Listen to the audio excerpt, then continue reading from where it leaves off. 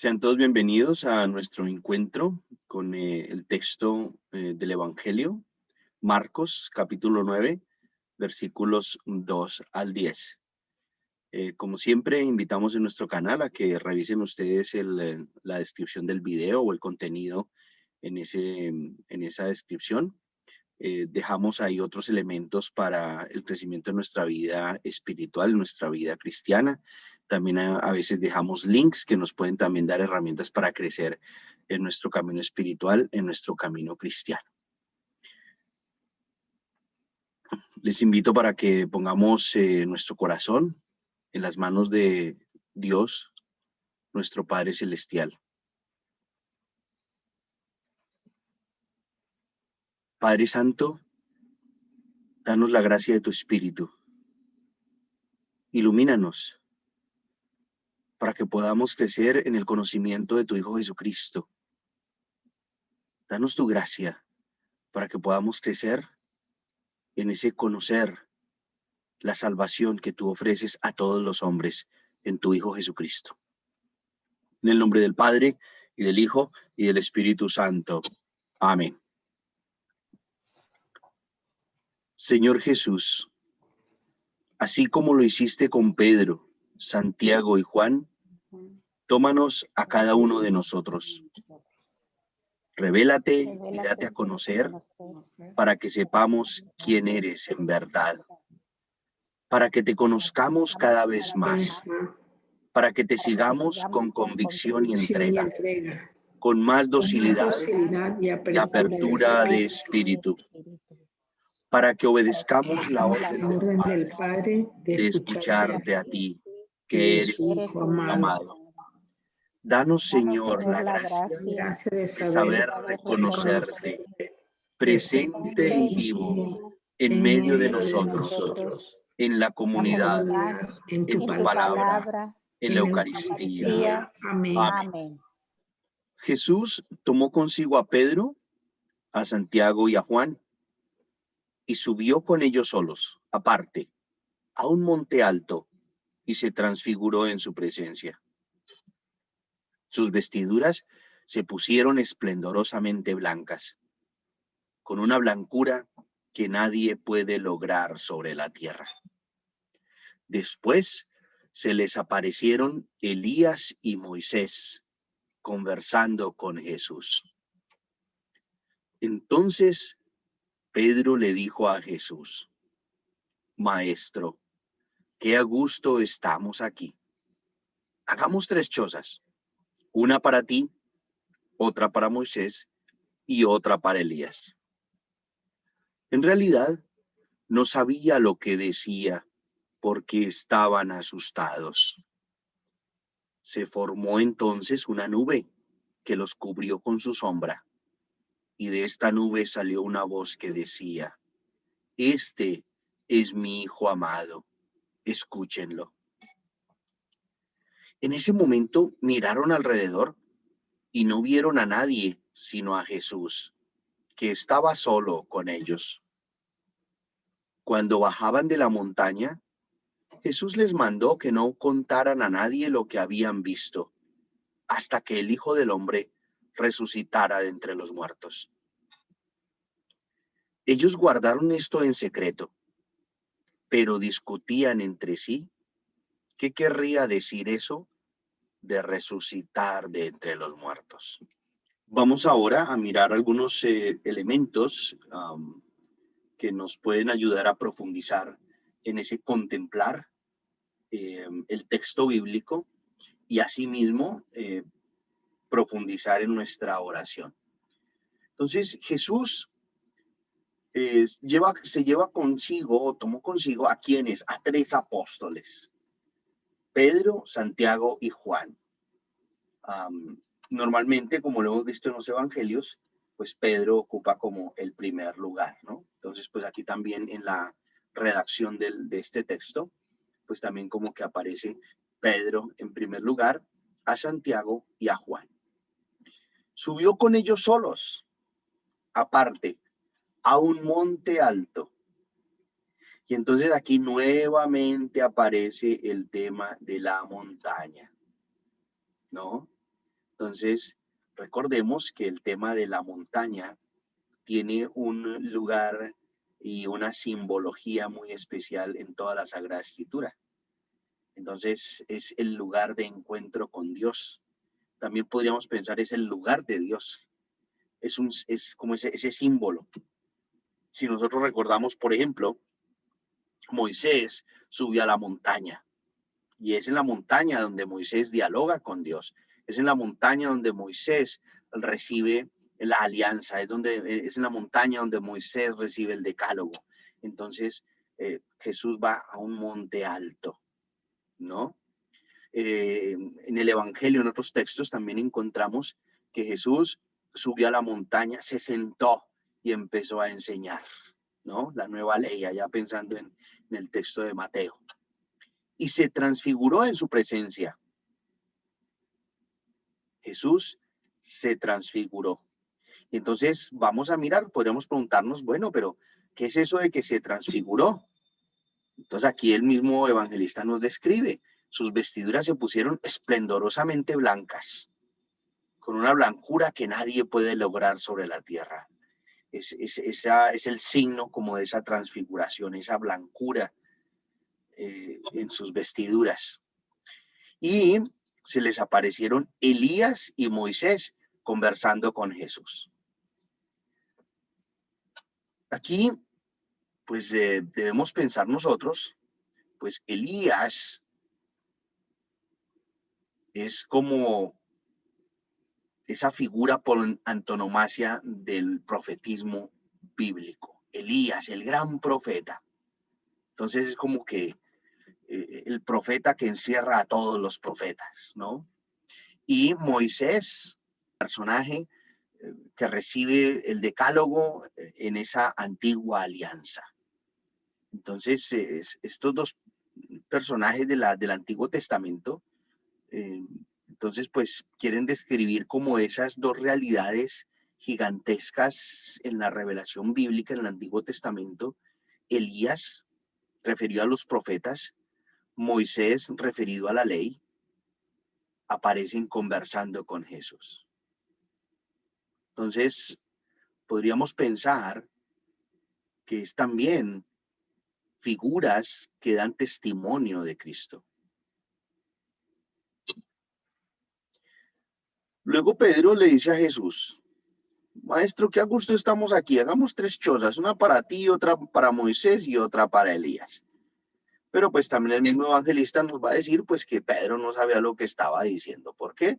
Porque estaban asustados. La otra traducción que aparece, porque estaban aterrados, ¿no? Una situación pues están asustados y Pedro no sabe qué decir, etcétera. Entonces pues están asustados básicamente. Aparece allí una nube, aquí otra simbología. Recordemos también la nube que acompaña al pueblo de Israel en el desierto, signo de la presencia de Dios. Los cubrió con su sombra y de esta nube salió una voz que decía, este es mi hijo amado, escúchenlo. Aquí, pues es esa declaración del Padre sobre su hijo. Este es mi hijo amado, escúchenlo. Entonces, está aquí como una declaración diferente a la que aparece en el bautismo de Jesús. Aquí aparece como esta declaración, este es mi hijo amado, pero aparece también como este mandato, escúchenlo. Es como esa declaración de Dios en favor del hijo. Es una declaración de Dios, es una declaración del Padre, como haciendo una solicitud. Escúchenlo. Pero también es una declaración del Padre como con una misión. Escúchenlo. Una declaración del Padre en favor de su Hijo. Este es mi Hijo amado. Es como ese reconocimiento para que los apóstoles también lo reconozcan. ¿Quién es? Escúchenlo.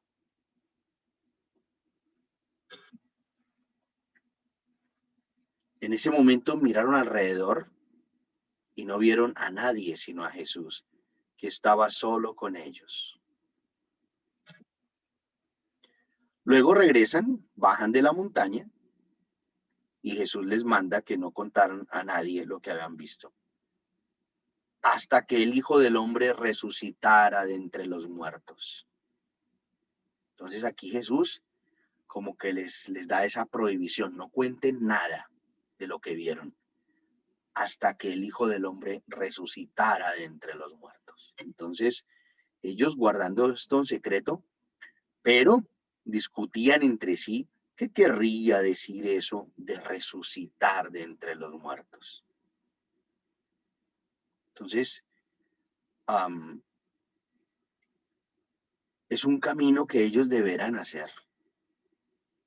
Ellos van a seguir con el Maestro. Jesús va a seguir con el ministerio público. Jesús va a continuar con ellos. Les va a seguir revelando los misterios del reino. Jesús va a continuar ese camino con los apóstoles. Y ellos discutían entre sí qué querría decir eso de resucitar de entre los muertos. Ellos en ese momento no entienden qué sucede, qué significa esto. Y entonces deberán aguardar, pues, que se complete todo ese misterio pascual, en donde ya con la luz del Espíritu Santo van a comprender todas las palabras que Jesús les había dicho. Entonces ellos no entienden, ellos están en ese caminar, están en ese descubrir quién es Jesús, están en ese proceso de reconocer, profundizar quién es este maestro que camina con ellos, y llegarán un día en que van a entender lo que Jesús les había indicado.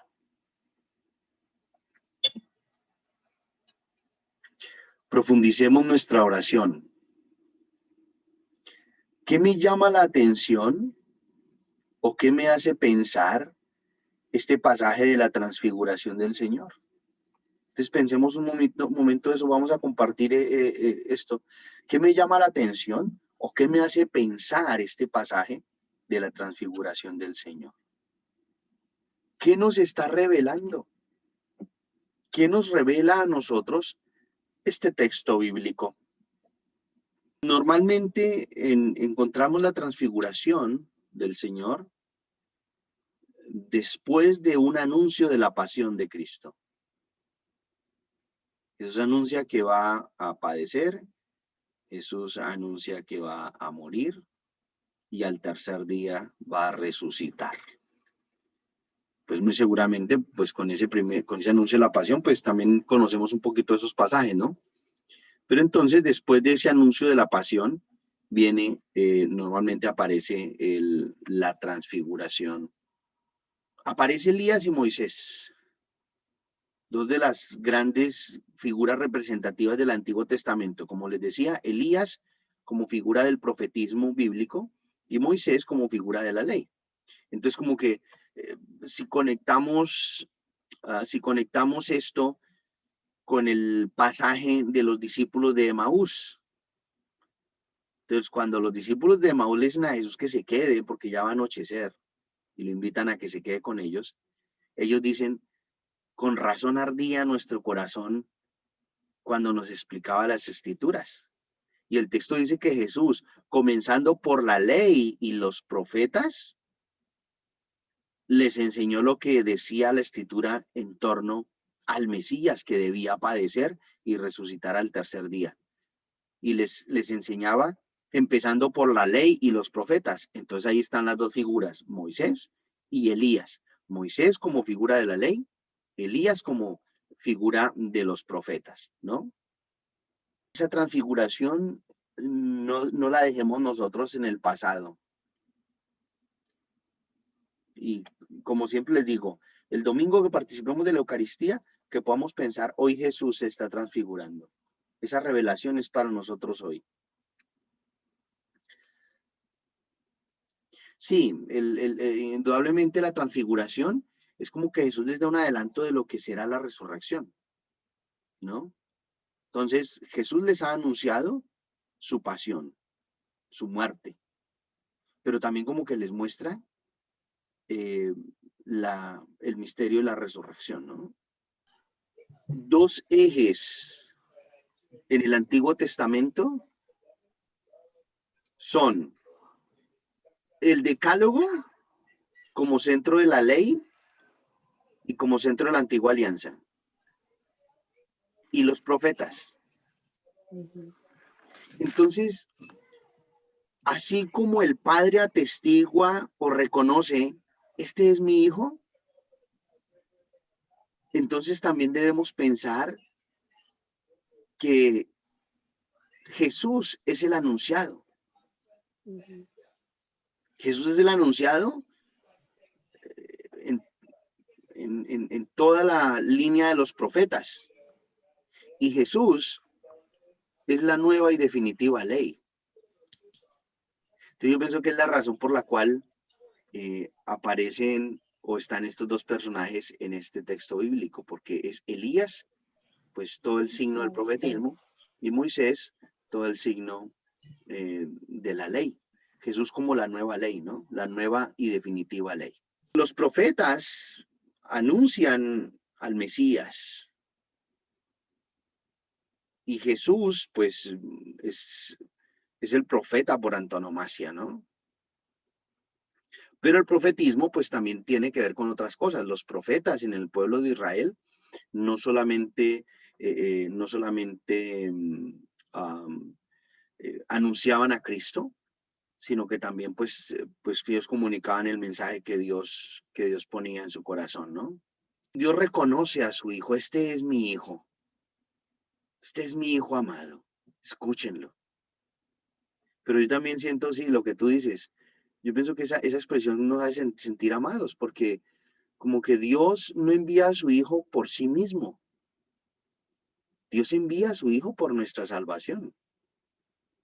Entonces, cuando Dios dice, este es mi hijo muy amado, escúchenlo, pues es también como que Dios nos está invitando. Este es mi hijo muy amado, escúchenlo. Como que este es mi hijo muy amado, háganle caso. Este es mi hijo muy amado, miren, si lo escuchan a él, me están escuchando a mí. Me llama a mí la atención cómo es que Dios les permite a los apóstoles en ese momento poder como presenciar ese momento de gloria. Les da la oportunidad a ellos, pues como en representación de los demás apóstoles de la misma humanidad, a que ellos presencien ese momento de gloria.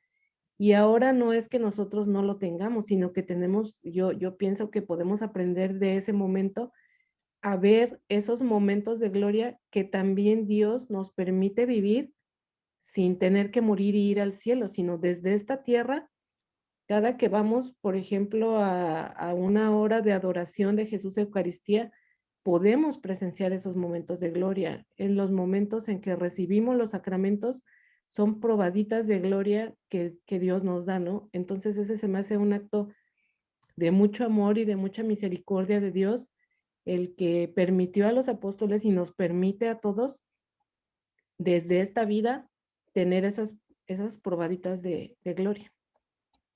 Gracias. Sí, muy bien, muchas gracias. Lo que yo en otros momentos les he insistido, nosotros vivimos la experiencia de la fe que también tuvieron los apóstoles. Entonces, nosotros también estamos llamados a hacer ese camino, ir conociendo a Jesús.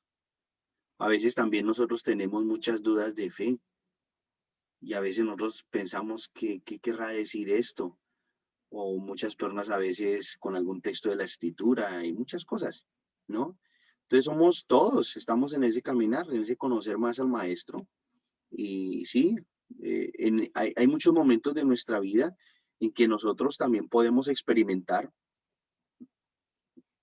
esa transfiguración y experimentar pues esas arras de la gloria que nos aguarda, como lo dice San Pablo, ¿no? Para continuar profundizando en nuestra oración, podemos preguntarnos, ¿qué importancia tiene para nosotros el hecho que el Padre nos haya dicho, este es mi Hijo amado, escúchenlo? ¿Qué importancia tiene para mí que Dios nos haya dicho, este es mi Hijo amado, escúchenlo?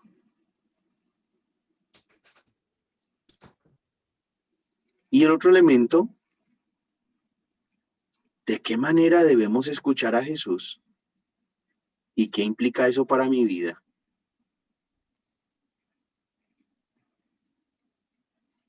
Aquí también podemos pensar, bueno, ¿dónde escuchamos a Jesús? ¿O cómo lo escuchamos? Y ese escuchar a Jesús, ¿qué implica para mi vida? Todo el Evangelio es la revelación de Dios mediante su Hijo Jesús, y es lo que debo seguir en mi vida. Sí, Gladys, muchas gracias. Nosotros lo afirmamos y como una definición de fe. Jesús es la plenitud de la revelación del Padre. ¿Qué significa eso? Todo lo que Dios quiso decirnos de sí mismo, nos lo dijo en su Hijo Jesucristo. Entonces, el Evangelio, que es Jesucristo, es la plenitud de la revelación de Dios Padre. Y pues estamos llamados a seguirlo, estamos llamados a vivir esa palabra en nuestra vida. Quizá ustedes me han escuchado que por eso a veces cuando aparecen ciertos fenómenos de revelaciones y mensajes, y es que Dios me dijo, y es que hay una persona que es vidente y que recibe mensajes de la Virgen, o que recibe mensajes de los ángeles y cosas por el estilo, pues debemos tener eso pues con un interrogante muy grande, porque pues todo lo que Dios quiso decirnos de sí mismo ya nos lo dijo en su Hijo Jesucristo. Para nosotros, Cristo es la plenitud de la revelación. Entonces, cuando alguien dice que tiene un mensaje de la Virgen, pues se puede considerar una cuestión privada, pero no se puede poner como que a consideración para la devoción pública o devoción de los fieles, porque pues no, o sea, no. Y eso nos ayuda también a no caer en ciertas situaciones que desdibujan el verdadero sentido de la fe, ¿no? Entonces Jesucristo es la plenitud de la revelación del Padre. Yo soy un convencido que necesitamos crecer en la lectura de la palabra de Dios y fundamentalmente en los evangelios, porque es la manera o uno de los caminos para conocer a Cristo, ¿no? Entonces en eso pues también hemos compartido que en ocasiones, desafortunadamente, en la preparación a sacramentos, pues hay una preparación un poquito como social, hay una preparación un poquito de a veces aprender oraciones. No sé si a ustedes les ha pasado, pero muchas veces papás que me decían, padre, el niño ya tiene 13 años y tengo que afán de que haga la primera comunión, pero él ya sabe todas las oraciones.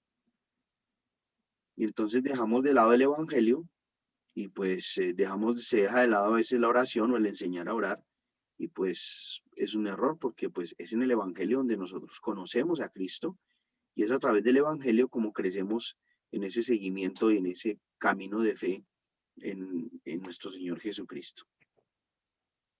Es el mejor anuncio para entender quién es Jesús, ¿sí? Lo escuchamos con fe, es correcto. Hay como una doble dinámica.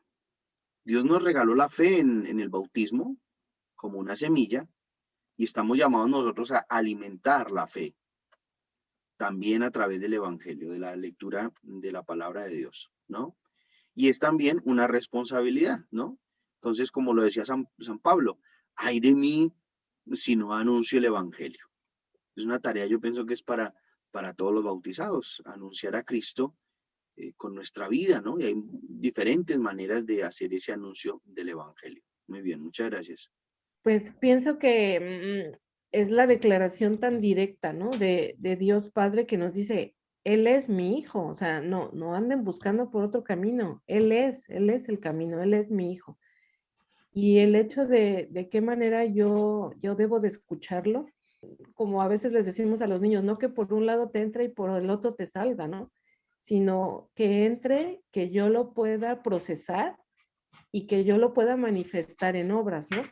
Apenas, creo que ayer escuchaba una reflexión del Evangelio y precisamente decía, ¿de qué manera yo voy a dar testimonio? ¿Quién es Jesús para mí? Pues que yo no lo tenga que confesar con mis labios, sino que mis actos, mi forma de actuar, mi forma de vestir, los lugares que yo procuro, la gente con la que yo me reúno, o sea, todo, en general, todo lo que yo hago, proclame por sí mismo quién es Jesús para mí, ¿no?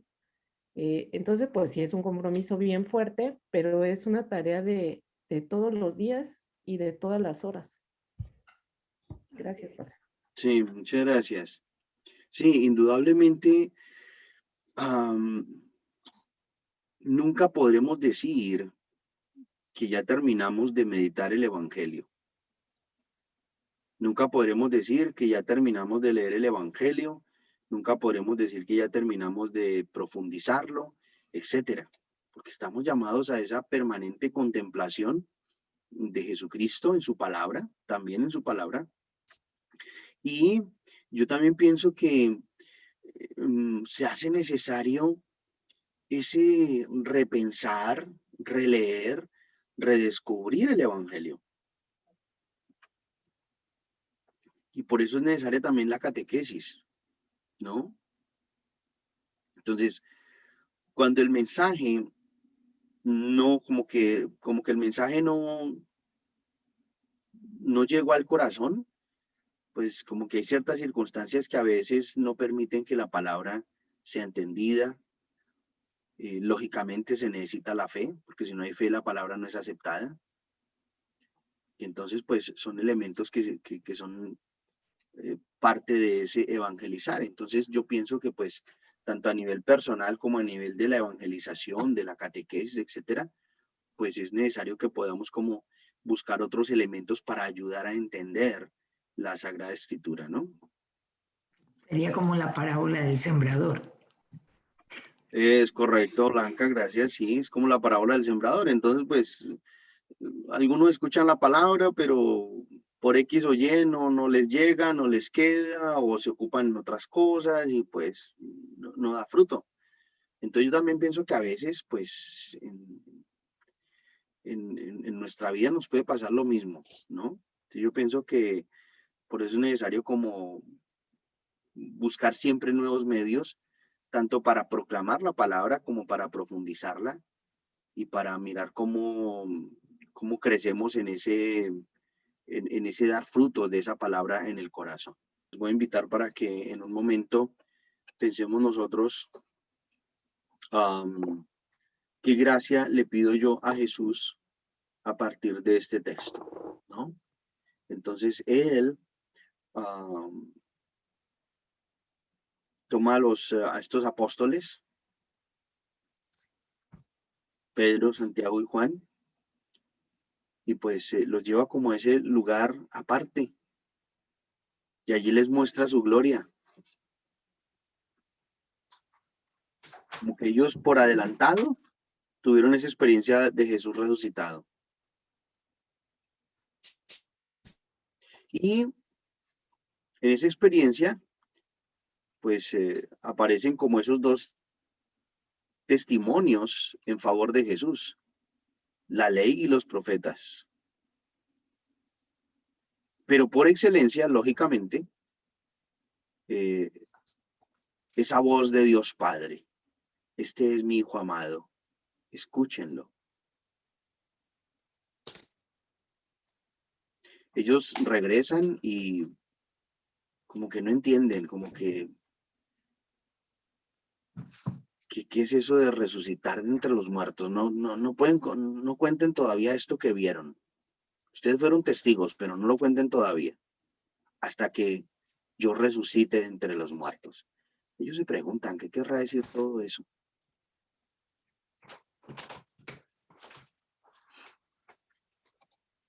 ¿Qué llamada o a qué me compromete este texto? ¿Y qué gracia le pido yo al Señor para vivir este compromiso al que me siento llamado? Padre Celestial, ponemos en tus manos nuestra vida, nuestro corazón. Concédenos la gracia de escuchar tu palabra, escuchar a tu Hijo Jesucristo. Danos la gracia del silencio en nuestro corazón. Danos la gracia de comprender más y más tu palabra. La gracia de ponerla por obra en nuestra vida. Danos la gracia de dar testimonio de tu palabra con nuestras obras, con nuestra vida. Ayúdanos a crecer en el camino de la fe para que podamos anunciar a tu Hijo Jesucristo vivo y resucitado en medio del mundo. Ayúdanos a crecer en el amor y en el entendimiento para que vivamos según tu voluntad. Aumenta nuestra fe para que comprendiendo tu palabra podamos experimentar a tu Hijo transfigurado, resucitado, y que Él nos fortalezca en nuestro paso por este mundo en medio de todas las circunstancias de nuestra vida. Dios y Señor, tú te has revelado a todos los pueblos. Tú nos muestras tu misericordia y tu amor en tu Hijo Jesucristo. Concédenos experimentar su transfiguración en nuestra vida. Danos la gracia de escucharte más y más. Danos la gracia de un corazón abierto y sensible a tu voz. Danos el sentir necesidad de ti. Haz que te busquemos con corazón sincero. Danos tu Espíritu Santo para comprender lo que nos dices. Abre nuestro entendimiento e ilumínanos con tu sabiduría. Concédenos conocerte vivencialmente y danos la fortaleza para vivir lo que tú nos pides. Amén. Y la bendición de Dios Todopoderoso, Padre, Hijo y Espíritu Santo, descienda sobre ustedes y permanezca para siempre. Amén.